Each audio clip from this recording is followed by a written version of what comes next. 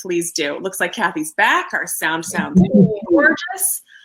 Debbie's not seeing a link about books. Debbie, I will get that for you right now. Let's get this underway with our talk. First of all, the true crime genre seems to have enjoyed a surge. And I can kind of trace this back to Serial, a podcast. When did Serial come out? 5-6 years ago, that explored a murder case over a number of episodes. Kathy, why do you think that the true crime genre has grown in popularity in recent years?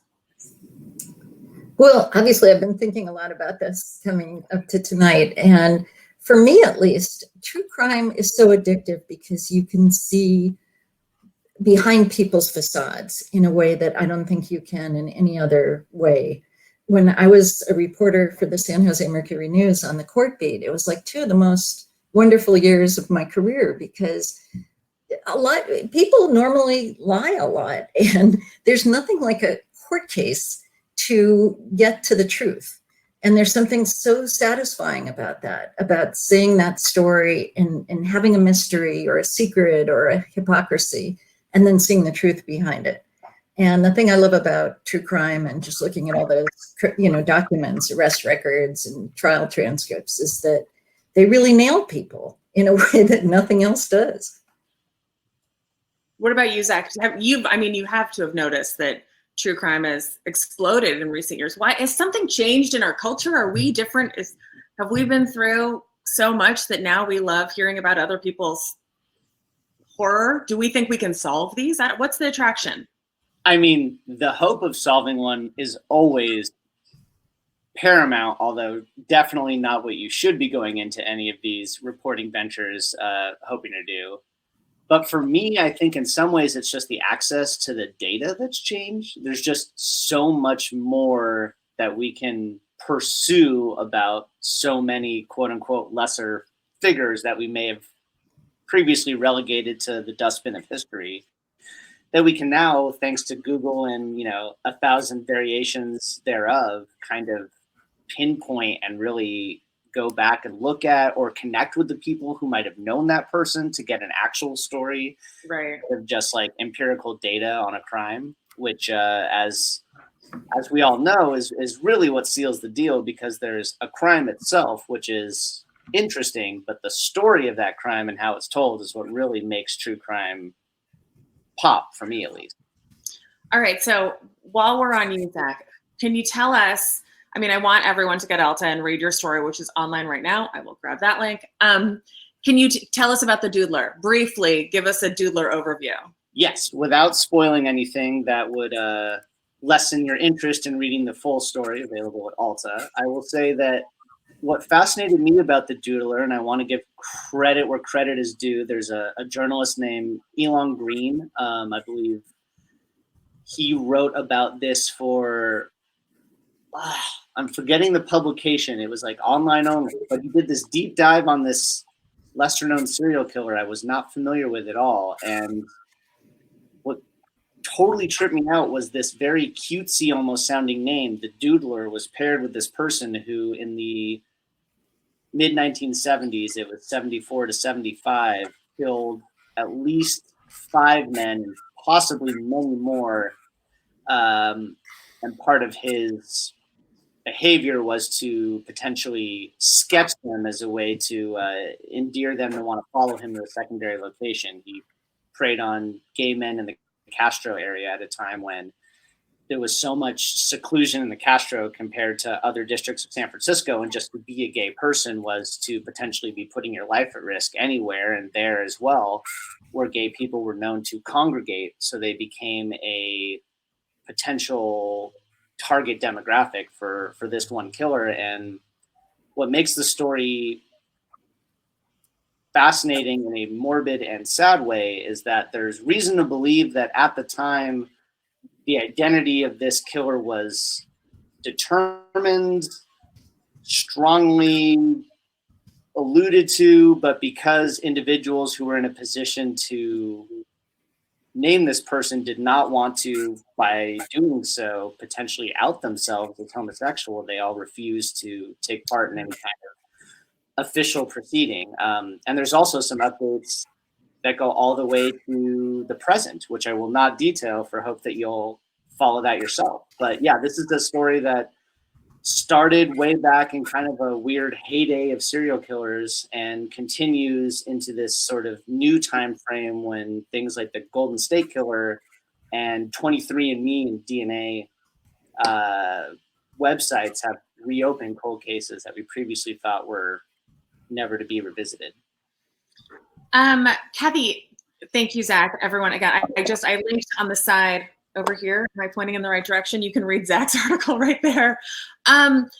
So your book, Kathy, your book is a kind of a sweeping tale of, there's a lot more going on than just one murder, but can you narrow it down for us about the crime, that specific crime, that kind of was. Sure, but I just want to say, I mean, thinking about what Zach was saying about the Doodler and sort of the relation to the times and what was going on then, I think one of the reasons I really got obsessed with this one crime that I covered very early in my career, and I think one of the reasons I was obsessed was that the woman at the center of it, whose name is Judy Singer, it was a time, just the earliest backlash against feminism.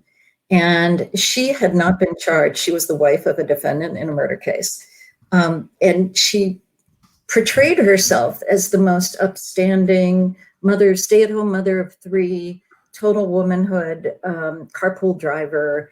And there was something that just didn't smell right in the whole thing. She was a very powerful, very smart woman. And I think I was really intrigued in part because of the difference between us. I was a determined career woman, and she was very proud of being this, very perfect wife. And she was standing by her man, who was her second husband, who was standing trial for the murder of her first husband, in a story that absolutely could have been cast by the Coen brothers, because the guy who was standing trial was a restaurant owner who hired 2 goons from Michigan, one of whom was his dishwasher. I mean, think of that, hiring your dishwasher to do a contract murder.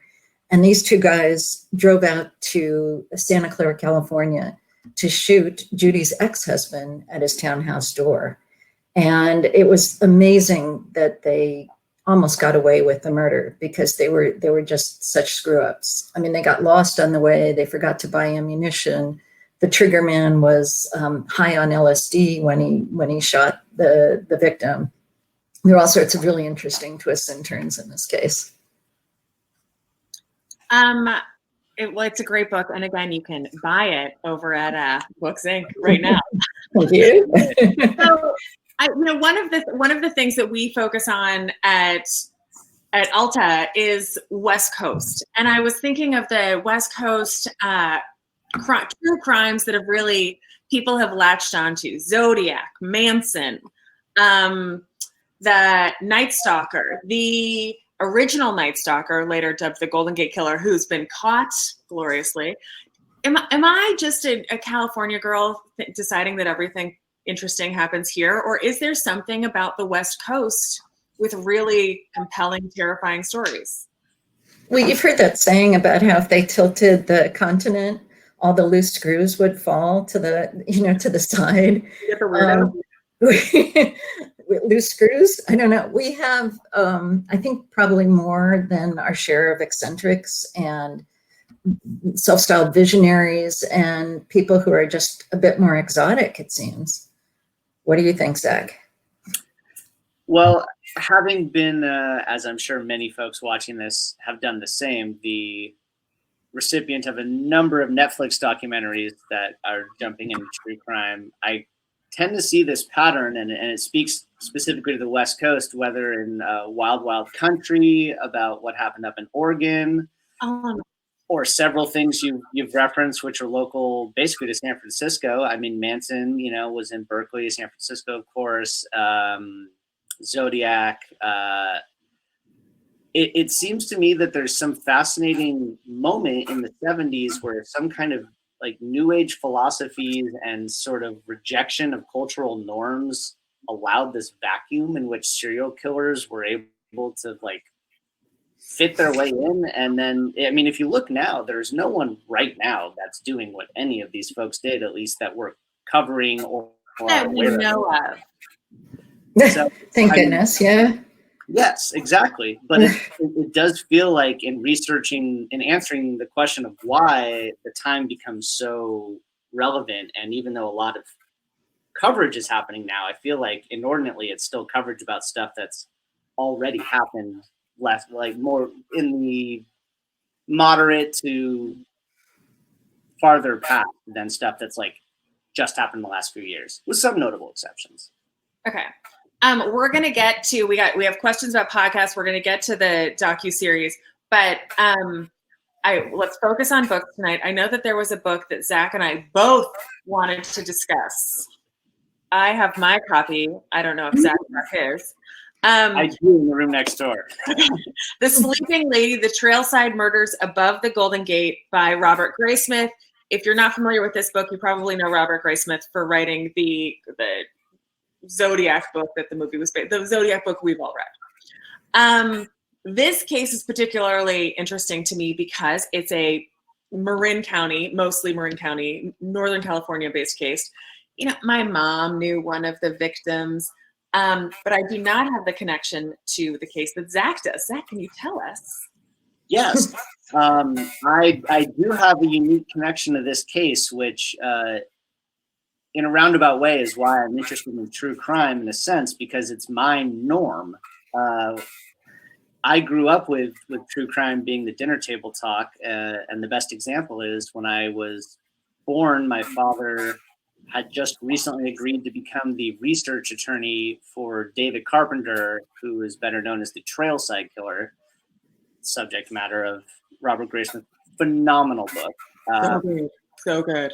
Yeah, and like the definitive source on it too. But anyway, he did not expect there to be a change of venue granted, because such things were rarely done. They were always asked for, and they usually were outright denied, or if you were in the ring, you might get it changed to Oakland or Alameda, something like that. Instead, it was granted right after I was born, and my dad spent the first year of my life in San Diego, where the trial took place, slightly over a year actually, which I wrote up in a feature kind of cataloging how in this very indirect way I was like had my early childhood affected by David Carpenter, who it's also interesting to note is now the oldest tenured prisoner on death row, or whatever that designation is worth.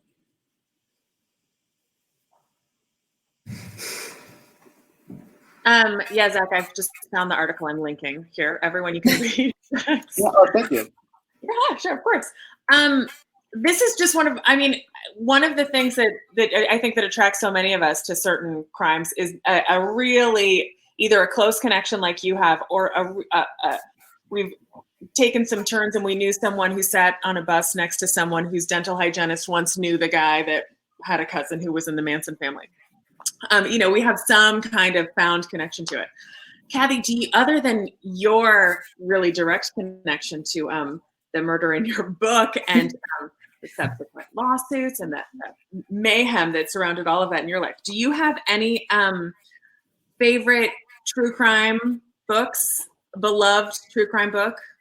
Well, definitely The Fact of a Body. I thought was incredible. It's a book by a young lawyer who covered the trial of a guy who was accused of sexual assault of children, and it awoke in her memories of her own abuse as a child.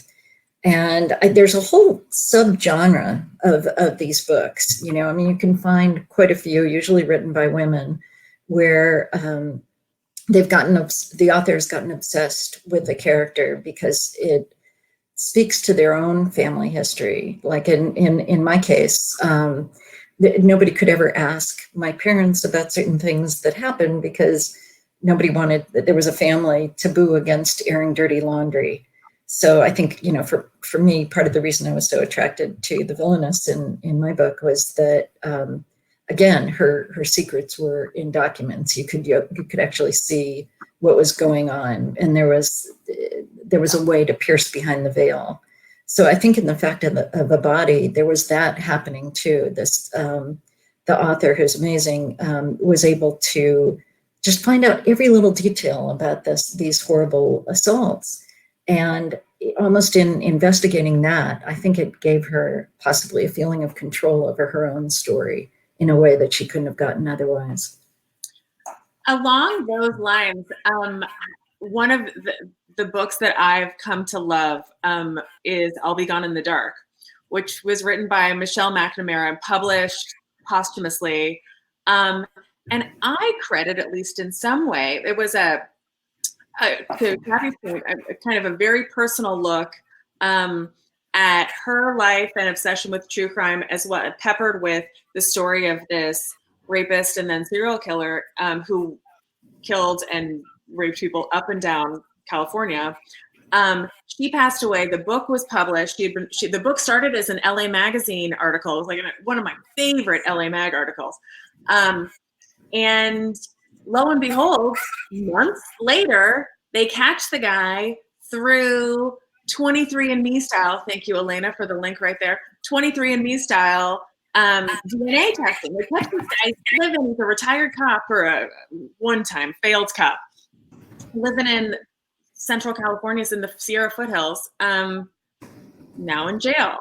And one of the reasons that Michelle, a hobbyist kind of sleuth, was able to get so much detail is all of this information that's available. She was on these chat rooms and part of a community that tried to figure out who this guy was, and took it on really, really personally. Now, in interview, try and solve your cases, try and solve cold cases, or they're cold, like the Doodler, Zach. With the Doodler, have you kind of dug deeper, gotten involved in researching who this might be? Is he still alive? Assuming it's a man. Sure. Yeah, I mean, especially if you mention the Doodler, because I have nowhere near the body of work in this genre that Katherine does, but in the few cases I have dabbled with it, I'm totally obsessed, as you'd expect. And with the Doodler, there's a few very juicy details, again, with regards to people who were attacked by him, survived their attacks, but weren't willing to go on record with that. In one case, it was a European diplomat, and in one case, it was like a noted Hollywood celebrity. I don't know the exact phrase off the top of my head, but it's just a total rabbit hole welcoming me to jump into, to be like, well, who was shooting a film and what part of where at what time when this happened? And I certainly didn't succeed, but yes, it's definitely, it has to be a little bit of your motivation if there's not an answer there, because I think if you are writing it for the right reasons, you'd want justice. And part of that goes along with you always sniffing for the right answer if it's there. Kathy, would you ever write about true crime again? Is this a genre that, like, other than, being personally connected to this case, would you ever find a cold case or a true crime story out there that excited you enough to commit a book to it? It's hard to say. If maybe somebody in the audience will suggest a great story, or I'll stumble on one. But this one, I've written like 10 books, authored and co-authored, and mostly about ADHD, as I was diagnosed just before I was 50 years old. And it's become kind of a cause célèbre with me. And about the environment, I wrote a book about Imelda Marcos. But this was the book that haunted me since 1981. I actually got a contract to write the book from Simon & Schuster in 1991 after my villainess was first arrested, and I couldn't write the book. And it turned out that I really think the reason why was because it was so personal. And I couldn't write the book until I ended up writing it as a memoir and sort of figuring out my own involvement with it. So I've interviewed a lot of really scary people. This is the one person who haunted me, this, stay-at-home mother of 3. And I just don't know. I don't know if I'll find another story quite that enticing. Plus, she kind of wrote me into the story because, as you mentioned, there was this little lawsuit. Early on, while reporting on the case, I made a mistake and made it seem as if she'd actually been charged for the murder. And she sued me for $11 million. This was when she was not charged. And then about 11 years later, she was charged with the murder. So the lawsuit luckily went away, but it left its emotional punch. You think? Yeah. How could it not? Zach, is there another case that you haven't started or that you can tell us that's inspired you enough to start working on? Is there? I mean, I certainly confess to having gone to like the website Reddit and the subreddit for true crime and, ranked it by most viewed and like gone from top to bottom. I think there's another one called Unexplained Mysteries, and they have a decent amount of overlap in terms of what they cover. But Beth, you and I spoke about this at some point. There's a book called True Crime Addict that details a crime that I clearly have nothing to add to, but in terms of someone who's obsessed with a specific case, and now I, of course, want to know what happened as well because I read it. Do you remember her name? It's Mara? The Maura Murray case. Maura Murray, yes, thank you. It's not West Coast, Zach. It's that happened in Vermont, so. Yeah. So, I mean. To Alta. Exactly. In that case, which is just, it's basically like a disappearance. And it seems like there's so little, and what you find in reading that book is that all these little details come out, but are they just details of a life that existed or of a life that ended in crime? It's really hard to tell.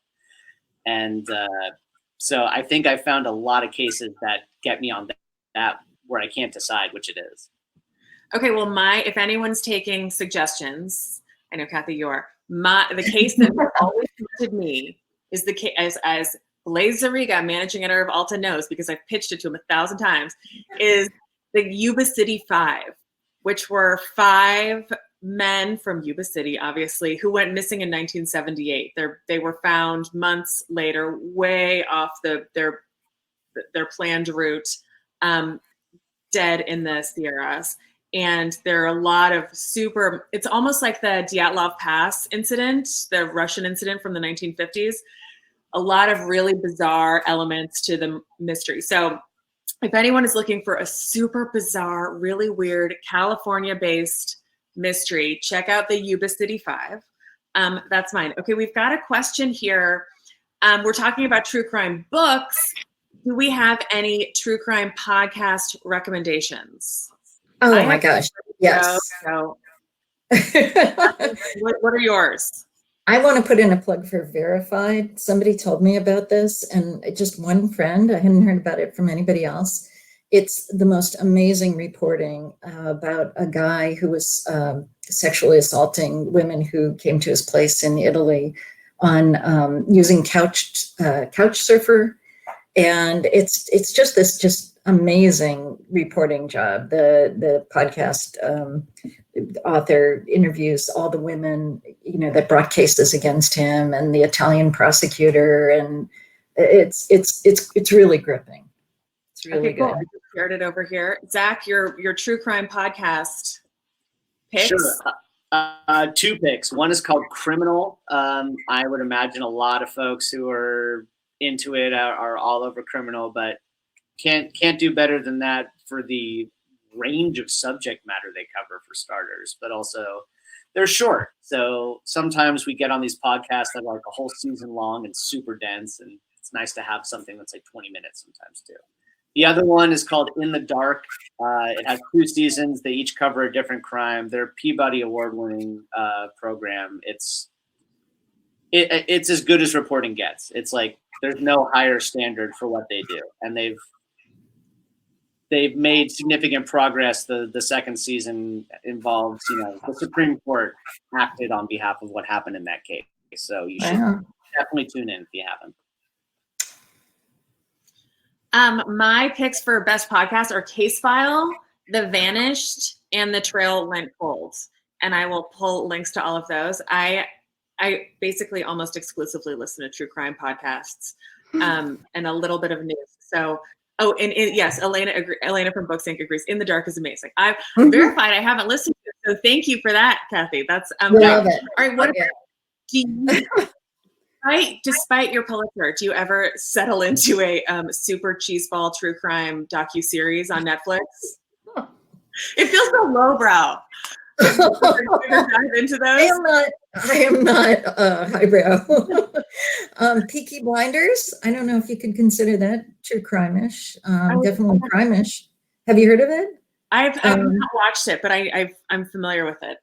British cult. If you start it, I think you'll get hooked very quickly. Did you do Wild Wild Country? I know Zach had mentioned that. The Oregon sex cult's fascinating. Zach, do you do any true crime docuseries? I'm always way behind on them. Like I watched Wild Wild Country 2 months ago, which I think was like a year after it was on everyone's radar. So I do, but I don't know. I guess if I have the attention span when it comes out, I catch it, but I often miss them too. That one I am so all about. And then at the same time, I also watched 3 Identical Strangers, which again is a documentary we all probably watched 5 years ago or when it came out. But if you haven't seen it, to call it true crime is as much as I am willing to spoil it. But it is a documentary about 3 people who are identical, who did not know they existed until later in their life. And What's it called? 3 Identical Strangers. Okay. Oh yeah. Oh, that was fantastic. Yeah. Oh, I remember that. Yeah. So those are a few, but again, they're like oldies that I just got around to. No, that was terrific. Can I just say I really did not like the Tiger King. Did I get that name right? Yeah. Did you watch that? I did. I thought that was disappointing. That is lowbrow. Yeah. I mean, addictive, no question, but it's basically reality television disguised as a documentary. Yeah, I mean, I think as true crime experts, we can remove the Tiger King from the genre. No figures to root for in the Tiger King, right? That's a good comment. That's absolutely right. It's nonsense. It's not the Onion field, you know. Yeah. All right, so Blinders doesn't have redeeming figures, really. I mean, they just have a very magnetic guy at the center. Anyway, go ahead. That's how I know who it is. It has that gorgeous guy in it. He really is. He's magnetic. Yeah, he is. And magnetism's a hell of a drug. Okay. We're already at our half. Zach called it. You said it would fly by, and it really has. Yeah. Again, I really want to thank everyone for attending. I really want to encourage you to support Books Inc. and or if it's not nearby, your favorite independent bookseller right now, go buy Kathy's book. Go buy Kathy's books. And please, if you can, subscribe, join us as a member of Alta Magazine. We've got some really cool stuff coming up. I can't, reveal any more than that, but now is a great time to join us. $24 a year. Support Books Inc. Support Kathy Ellison. Read Zack Ruskin. And stay safe. Thank you, everyone, for joining us tonight. Thank you. Thank you. Really great. Virtual hugs. 6 feet away. Really. And now I think we're going to disappear from your screens magically.